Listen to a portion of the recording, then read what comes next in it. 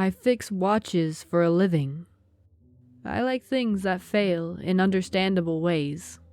Springs lose tension. Oil dries. Gears slip. You can see the cause, isolate it, correct it. Time behaves if you're careful enough. I didn't think bodies worked like that. The first thing I noticed was an itch in my left palm. Not on the skin, under, deep where the bones meet. Like something was rooting around in the marrow. I checked for splinters, for cuts. Nothing. I washed my hands until the skin wrinkled. The itch stayed. 3 days later, the skin tightened like a drumhead. It became waxy, shiny under the workshop light. A thin, perfect slit opened in the center of my palm. It didn't bleed. It was not a tear. It was an aperture. It had opened. Inside was something dark and wet. I probed it with the fine tip of my tweezers. The wet thing shuddered, and then, with a soft, sticky sound, it rolled over. It blinked. There was an eye in my hand. I slapped a bandage over it. I could feel it shift, the pupil dilating against the gauze. I ran my hand under the ice-cold tap, a punishment. The eye did not flinch. When I shut the water off, in the dripping silence, I heard a faint, wet shick as it turned to follow the last drop's path down the drain. I wrapped my hand in thick layers. I wore a leather glove over it. At night, lying in bed, I could feel its slow, methodical movement. It wasn't boredom. It was surveying, panning across the ceiling, tracing the window frame, settling on the dark shape of my bedroom door. Then, my vision began to double. I'd be looking at a broken mainspring from my own eyes, and simultaneously, I'd see the edge of my workbench from a low, tilted angle. From my hand, resting on the table. The nausea was instant, vertigo of the soul. I started missing my cuts, scratching brass. My hands trembled. Then I started seeing things that weren't in my room. A popcorn-textured ceiling I didn't recognize. The smell of stale cigarettes and lilac air freshener. A hand, pale, with bitten nails, reaching down toward me. And a wave of terror that was so visceral, so alien, it made me vomit. Then it would snap, and I'd be back in my own sweat-soaked sheets, gasping. This kept happening. The angle was always low, from inside a crib, from the floor of a car, from inside a purse. I searched online, my typing clumsy with the glove. I found a forum, buried in an obscure medical subreddit. The title, Removal Methods? The posts were frantic, coded, terrified. Black orb under the skin of my thigh. Pressure. Feels like it's looking at me from the inside out. Left shoulder blade. It watches me sleep. I see my own back in my dreams. It's inside my ankle, I see feet walking past, strangers' feet, all day. They shared desperate, brutal ideas, needles heated with lighters, kitchen knives, promises of digging it out. I read their details, specific street names, a unique paisley bedspread, a tattoo of a sparrow on a wrist. I'd seen these things in my visions. A cold understanding crystallized in my gut. I wasn't just hosting an eye. I wasn't just seeing through others' eyes. I was the host, the central connection. All their signals were routing through me. The eye in my palm wasn't just watching for me. It was watching through me, broadcasting everything back to the network and piping their sightlines directly into my brain. The visions became a collected mess, a jagged street view from a shoulder, a blurred bathroom floor from ankle height, the searing white of a hospital light from the back of a neck. A child's toy, enormous and close. Fragments of a dozen stolen lives screaming into my mind. It was an avalanche of intimate trespass. The forums turned dark. The desperation curdled into rage. It's not random. We're being watched on purpose. There has to be a source, a main line. If we find it, we cut it. We blind the watcher. They were hunting. They were hunting for me, and they didn't even know my name. I felt their attempts, not psychically, physically. A user named Sparrow Wrist posted, "Tried a needle, got deep. It flinched. I think I heard it." At that exact moment, a white-hot sting lands through the center of my left palm. I cried out, ripping the glove off. The eye in my hand was weeping a clear, viscous fluid.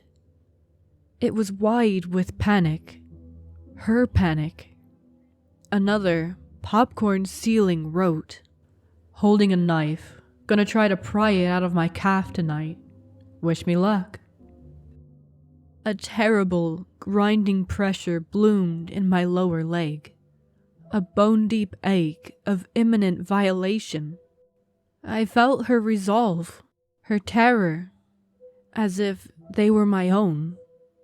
I was their unwilling surveillance operator, and they were fighting back. Their scalpels and needles and knives were sending shockwaves of pain directly down the connection to me. I was watching them try to mutilate their way to freedom, and every cut was a message addressed to my soul. I stopped repairing watches. Time was no longer a series of ticks to be corrected. It was a smear of overlapping screaming now. The realization was a quiet, dead thing. I was not a victim. I was the infestation. I was the keystone, the broadcaster. As long as my eye functioned, the network lived. As long as I drew breath, these people, a woman with a sparrow tattoo, a man who lived under a popcorn ceiling, a dozen others, they would never know a moment of privacy in their own skin.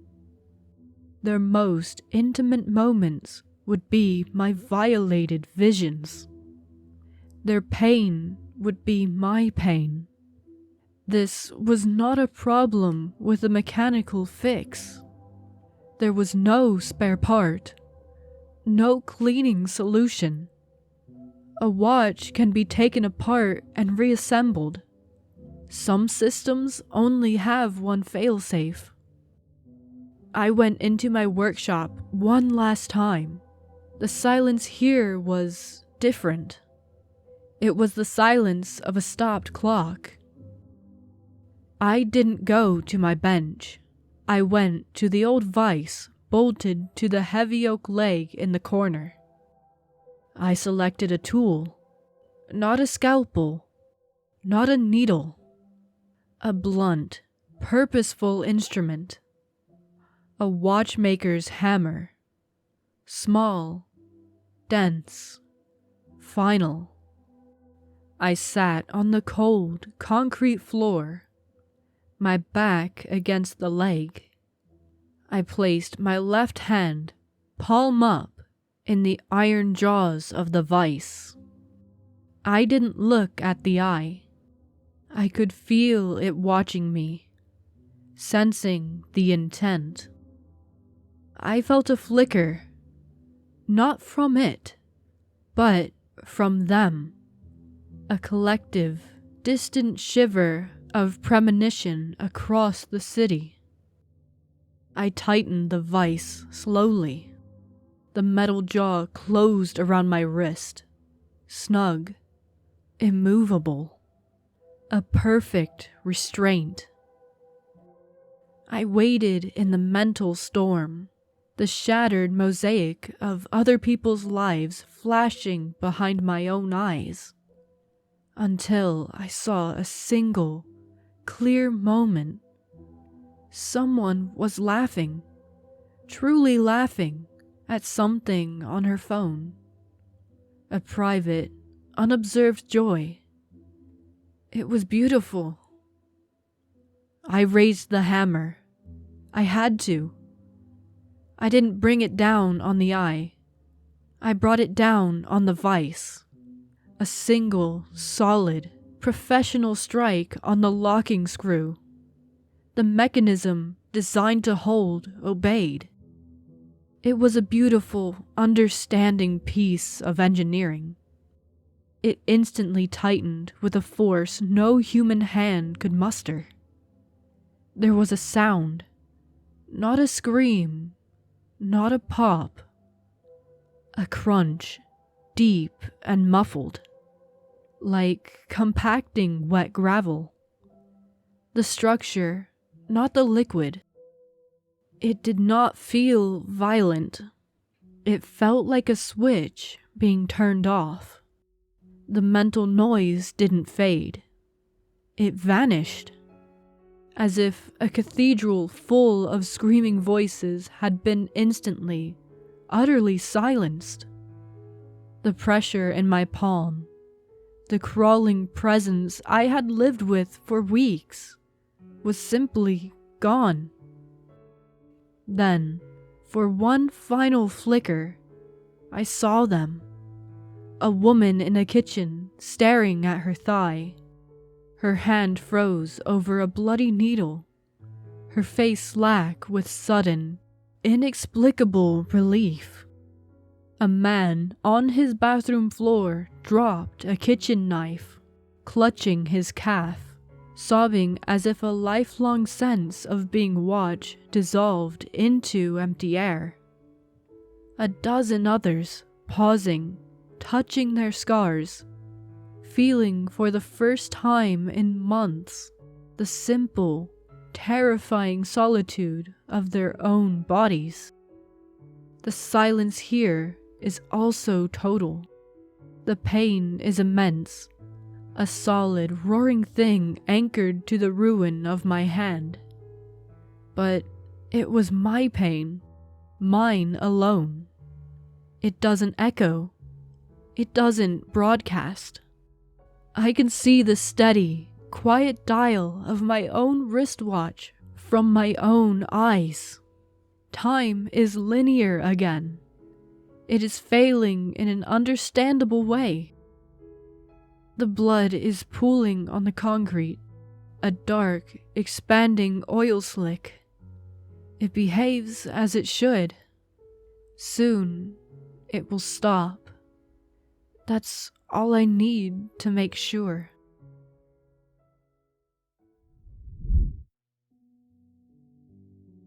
I had an exam from 2 to 4 p.m. I'd slept maybe 4 hours in the last 16. My head felt hollow by the time it ended.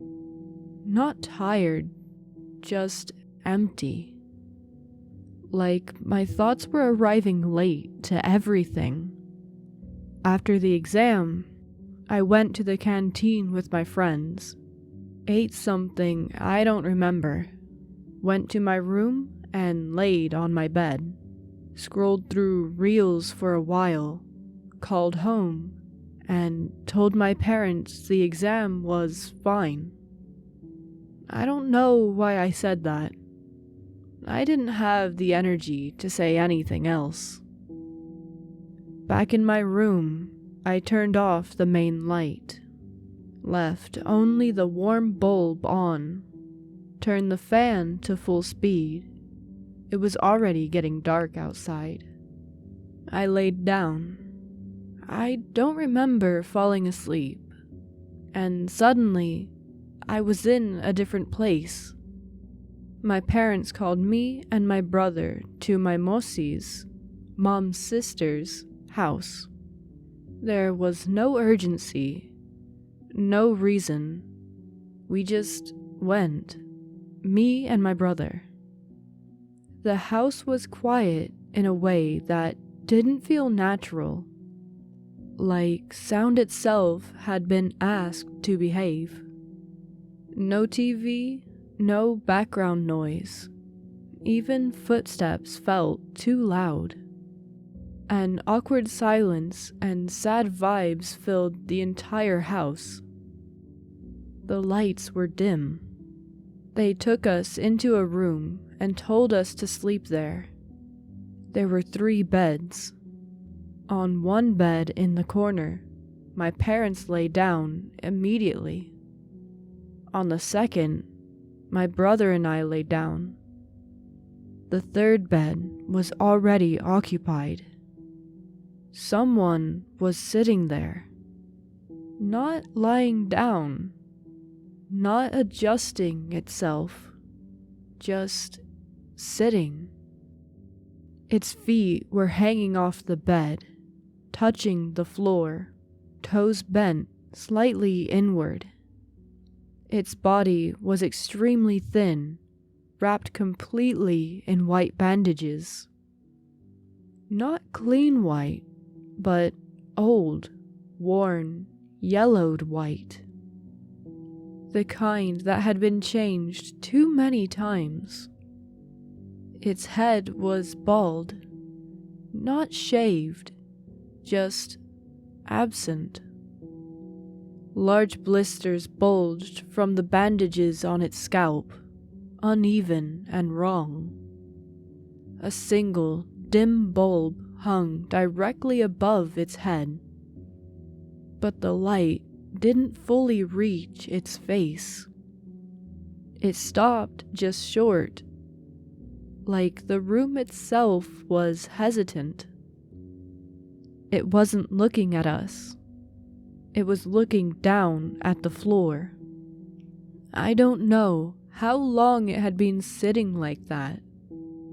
Before I could ask anything, my mother said sharply, "Don't shout." Not, "Don't disturb her," not, "Be careful." Just, "Don't shout." My Mosi added, without looking at it, "She's very ill." That was all. No name, no explanation. No one acknowledged its presence beyond that. My brother was happy. I'd come home after a long time. Out of nowhere, suddenly, he turned the speaker on. The volume was not too high, but yeah, high. The sound exploded into the room. Too loud, too sudden. My chest tightened instantly. I rushed to turn it off, whispering urgently, trying to pull it away from him. He laughed and resisted, not understanding why I suddenly panicked. I looked at it. It hadn't moved, but the bandages around its chest shifted just slightly, as if something underneath had tightened. The air felt heavier. Then my mother shouted at us in a very worried and scared tone. Not loud, sharp. The speaker went silent immediately. The silence afterward felt worse than the noise. Me and my brother covered ourselves under the blanket. Inside, the darkness changed. The blanket didn't feel like cloth anymore. It felt like a boundary. The space inside felt larger than the room. Colored lights appeared. Red, blue, purple, pulsing slowly, wrongfully, like a celebration that shouldn't exist. I heard laughter, not from outside, from everywhere. It stretched unnaturally, slowed, cracked, and suddenly turned into crying. Not dramatic crying, not loud crying. The kind that comes after something is already over. I knew it was coming from it. I forced myself to look. The third bed was empty. No bandages, no imprint, no sign anything had ever been sitting there. The bulb flickered once, twice, then steadied. No one reacted. No one asked where it went, as if acknowledging its absence would be worse than acknowledging its presence. The room felt colder, and no one inside except me. Everyone had vanished. I woke up suddenly, gasping. I was in my room, same warm light, same fan, dark outside.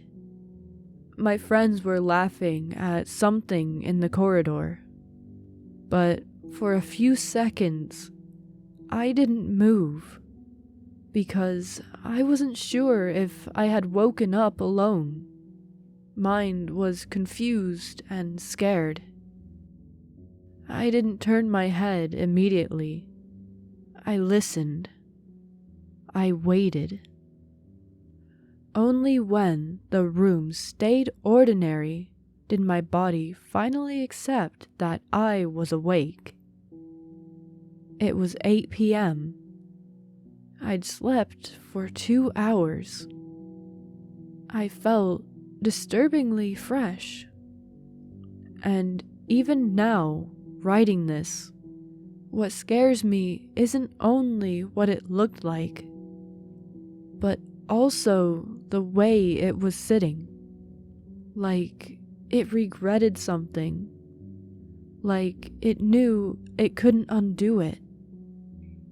Like it had already accepted whatever came next. Everything felt so real that I was confused about reality after waking up. It felt more real than reality itself. And the worst part? No one in the dream thought its presence was strange. Only me. And thinking about that sudden crying and everyone suddenly vanishing still gives me chills.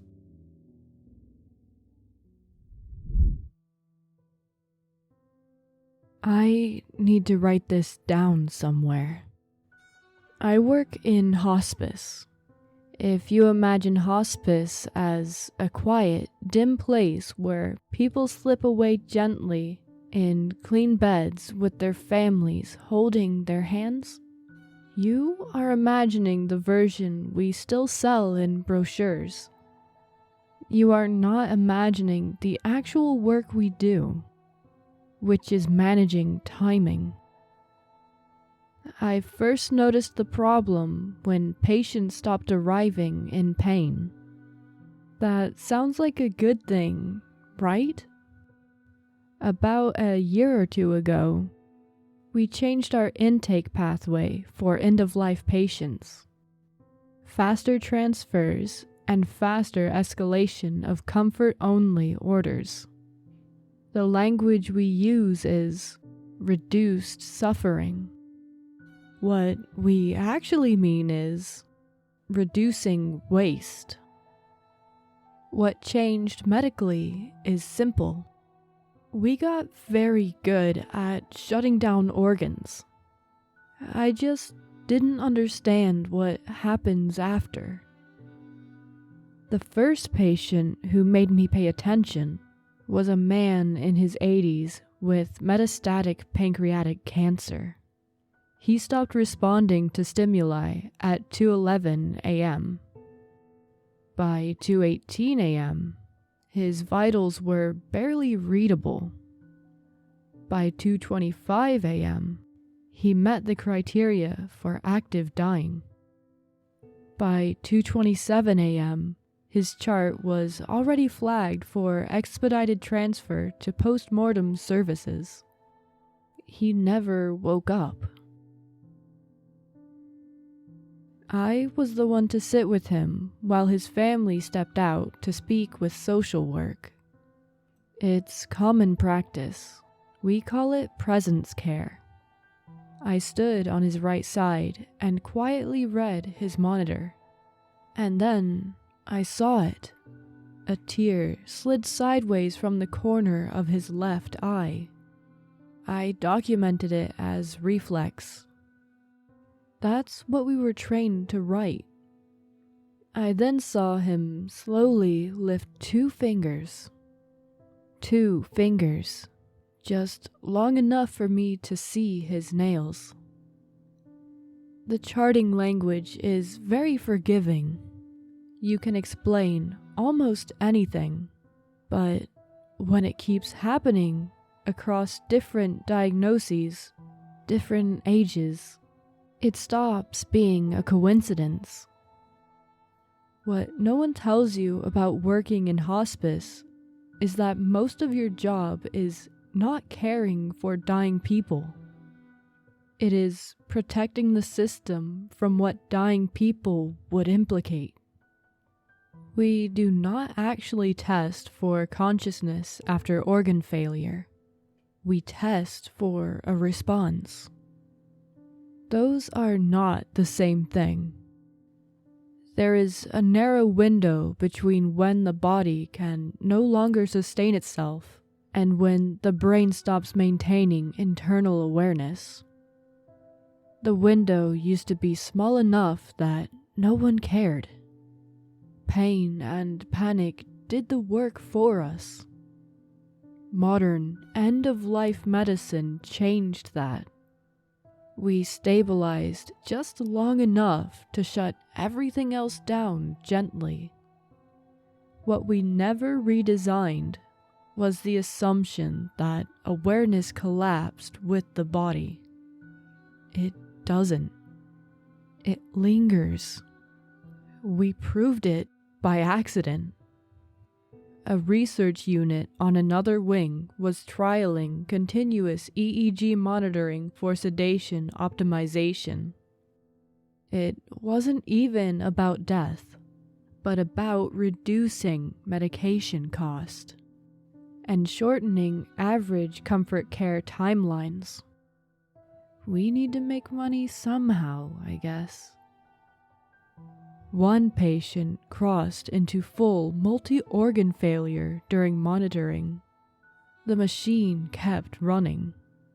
A doctor noticed sustained patterned activity long after respiratory collapse, for almost 3 whole days.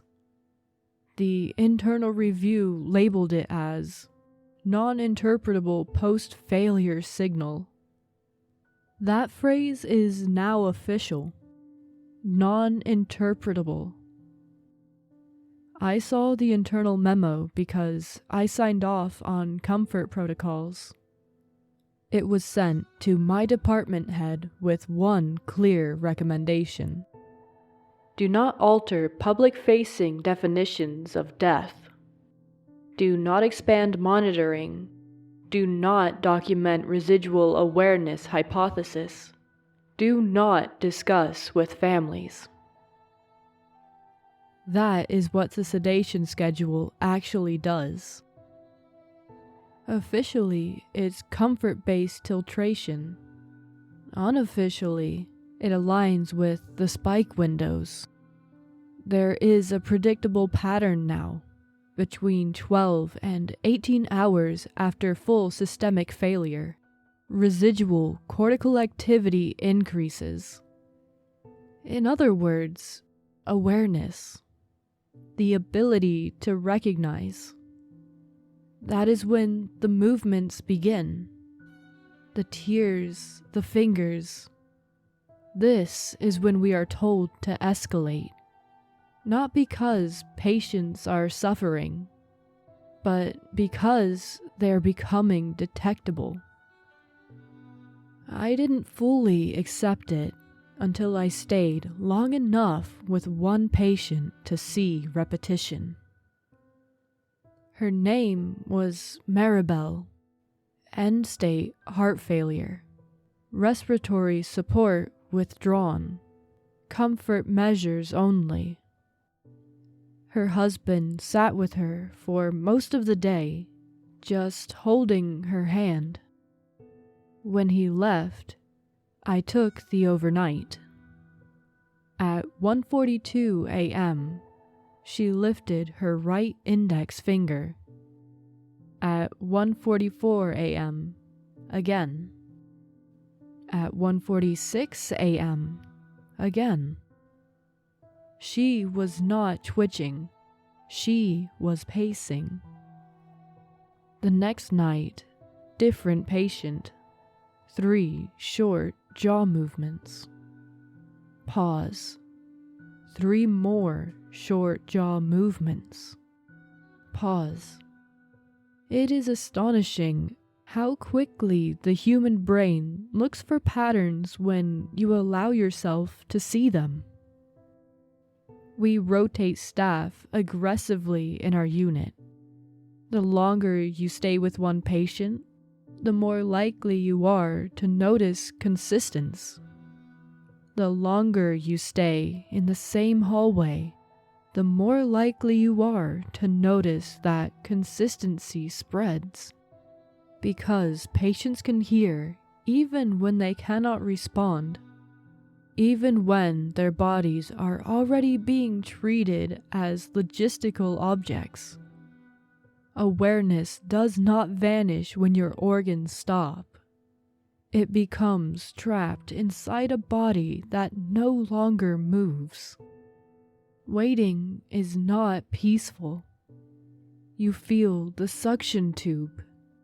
You feel the bed shift. You hear your name spoken carefully in the way staff talk when they believe you are not there. You hear your family being told you are comfortable. You hear the silence afterward, and you wait. We do not tell families this. We tell them what we are legally allowed to tell them, that their loved one is resting. We tell them that the body is shutting down naturally. We do not tell them that the mind is still running on borrowed oxygen and residual chemistry. I finally broke protocol 3 weeks ago. A woman in her 40s. Glioblastoma. Severe neurological involvement. Her sister sat by her bed and whispered, If you can hear me, squeeze my hand. Nothing happened, but I already learned to stop looking at the hands. I watched her jaw. Open, closed, pause. Open, closed, pause. I leaned close and spoke quietly. If you can hear me, move your jaw once. Open, closed. It was so small, I almost convinced myself it was air movement. Her sister saw it too. I told her to go get coffee. I charted agitation. I escalated sedation. That is what keeps me employed. That is what keeps the unit operating. There is a problem now. Home hospice is cheaper. Families are installing cameras. Tiny cameras with night vision and sound sensitivity. People are watching now, replaying. They can now see the same finger lift, the same jaw patterns, the same tear tracks. They are posting questions in the caregiver groups. They are using words like twitch and reflex and probably nothing at first, but then they compare. Waiting has a rhythm. I am writing this because I have read the internal projections. Once this reaches a certain threshold of public recognition, the response will not be reform. It will be automation. More sedation, earlier sedation, deeper sedation. Not to reduce suffering, but to reduce detection. They cannot panic when there is a moral problem. They only panic when there is a scheduling problem. The money needs to keep moving. We solved death. We streamlined it. We made it fit neatly inside contracts and billing cycles and bed management software.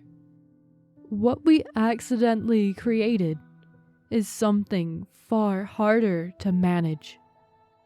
A population of people who are still here and have nowhere to go, and no way to tell how long the waiting really lasts.